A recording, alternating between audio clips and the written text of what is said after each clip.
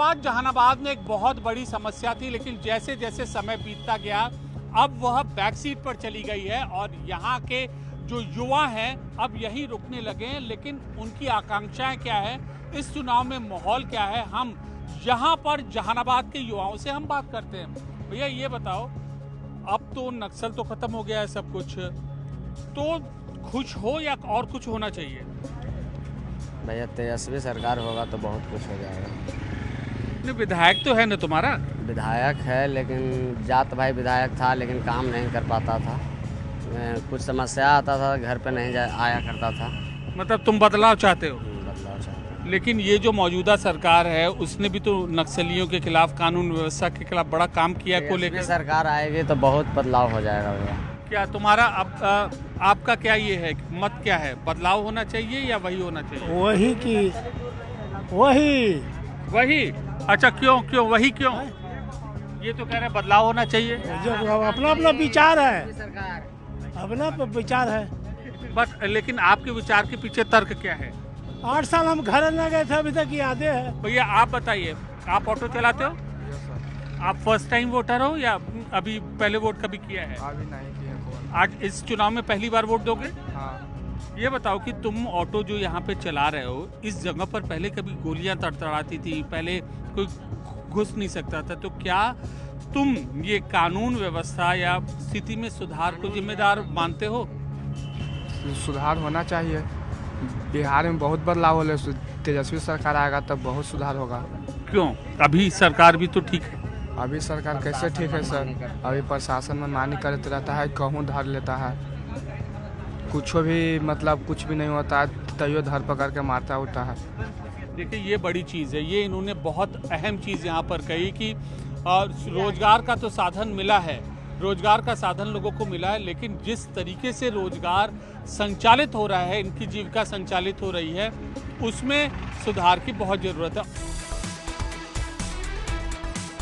जहानाबाद से जदयू उम्मीदवार हैं हमारे साथ, हम इनसे बात करते हैं। संसद में मुलाकात होती थी, अब ये वापस विधानसभा सीट। देखिए प्रमोशन है कि डिमोशन? देखिए, इसको राजनीति में पार्लियामेंट का चुनाव लड़िए या विधानसभा का चुनाव लड़िए, इसको इस एंगल से नहीं देखा जा सकता है। प्रतिनिधि किसी भी हाउस का चुना जाए, वो एक महत्वपूर्ण काम होता है प्रतिनिधियों के लिए, या संसदीय क्षेत्र का काम करें या विधानसभा क्षेत्र का काम करें। तो यह अवसर मुझे मिला है, आदरणीय मुख्यमंत्री नीतीश बाबू के हमारे नेता हैं, उनके द्वारा एनडीए के लोग हमारे साथ हैं, तो पांचों दल मिल करके हम लोग चुनाव लड़ रहे हैं। पूर्व मंत्री हारे थे पिछली बार यहाँ पे, अब क्या पूर्व सांसद भी हारेंगे? नहीं, आपको बता रहे हैं कि जहानाबाद में जो आज की स्थिति है, आप घूमिएगा गांव में तो पता चल जाएगा। शहर में पता उतना नहीं चलेगा, लेकिन गांव जाइएगा तो आपको पता चल जाएगा कि किस तरह से आदरणीय मुख्यमंत्री जी और आदरणीय प्रधानमंत्री नरेंद्र मोदी जी के द्वारा जो काम किया गया है, उसका जो लाभ मिला है गाँव में, उसका पूरा प्रभाव है। दरअसल दशकों तक जहानाबाद ने नक्सल समस्या का दंश झेला है और कुछ सालों पहले इस इलाके को नक्सल मुक्त घोषित किया गया है। इसके बाद यहाँ पर विकास के दावे भी किए गए हैं और अगर आप तस्वीर में यहाँ पर हमारे पीछे देखें तो यहाँ पर मकानों में आपको बिजली के मीटर लगे हुए दिख जाएंगे। ग्रामीण इलाका है ये। इसके अलावा जो ट्रैक्टर है, ट्रैक्टर भी हमें हर घरों पर यहाँ पर उनके सामने हमें मिल जाएंगे। जहानाबाद में ताबड़तोड़ चुनाव प्रचार अभियान जारी है और इसी तरीके से जन सुराज के ये कैंडिडेट है, ये यहाँ पर शिक्षा के क्षेत्र से भी जुड़े हैं। हम यहाँ पर इनसे बात करते हैं और ये बताइए सर कि क्या नाम है आपका? अभिराम सिंह। अभिराम जी, आप ये सुनाई दिया कि शिक्षा के जो क्षेत्र में है उसमें ज़्यादा सक्रिय रहे हैं, क्यों लोग आपको वोट करेंगे?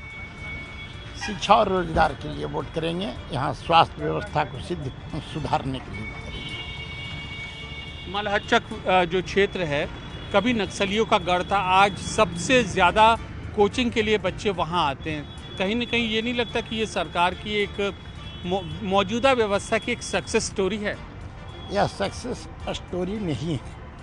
यदि गवर्नमेंट इंस्टीट्यूशन की चाहे जितने डिग्री कॉलेज हो, स्कूल हो, प्राइमरी से लेकर सीनियर तक, सारे जगह शिक्षण व्यवस्था बिल्कुल ध्वस्त हो चुकी है।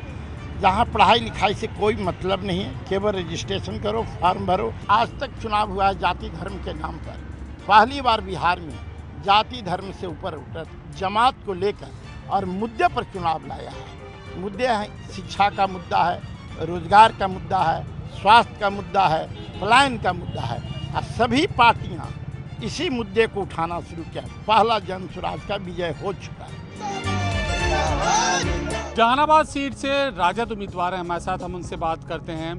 नीतीश कुमार के विकास का यह हवाला दिया जा रहा है। तीनों कैंडिडेट नए हैं, क्या आपका सबसे बड़ा विनिंग फैक्टर है? देखिए, सबसे बड़ा फैक्टर है यहाँ जो विगत के कुछ वर्षों में जो ब्लॉक, अंचल और थाने पे जो भ्रष्टाचार चल रहा है, एकदम संगठित तौर पे भ्रष्टाचार का काम किया जा रहा है, उसको ख़त्म करना, उसी की आवाज़ है जनता की, और ये पूरे बिहार में ये आवाज़ उठ रही है। और दूसरा जो बेरोजगारी का आलम है पूरे राज्य में, उसको लेकर जनता बहुत आक्रोशित है, और यही दो मुद्दे चुनाव में चल रहे हैं। चुनाव प्रचार अभियान की तरह अल्पसंख्यक इलाकों में ऐसी पर्चियां बांटी जा रही हैं। जदयू क्या आपकी उम्मीद के मुताबिक खरा उतरेगा? कैसे कहा जाए सर, अभी हवा में अभी हवा तो बदला हुआ है। अभी तो वो हवा बदला हुआ है। पर्चा आपने ये ले लिया, लेकिन मतलब तो जो शुरू से देते आ रहे हैं, कोऑपरेट करते आ रहे हैं। अभी का वो हवा किस और है, इसमें कहना तो मुश्किल है। अभी जैसे अच्छा। हवा चलेगी उस तरह से, उसी तरह से काम होगा। तो देखिए, ये भी एक मत है इनका। वोटर बहुत समझदार है, वो उसको मालूम है उसको क्या करना है। पर्ची ली, लेकिन इनको पता है कि कहाँ हवा जाएगी। यहाँ पर एक सीनियर सिटीजन भी हैं, हम इनसे यहाँ पर बात करते हैं। चाचा जी, ये बताइए, जहानाबाद नक्सलियों का गढ़ था, आज सड़क है, बिजली है, ऐसे में बतौर वोटर आपका क्या विचार है? नीतीश कुमार।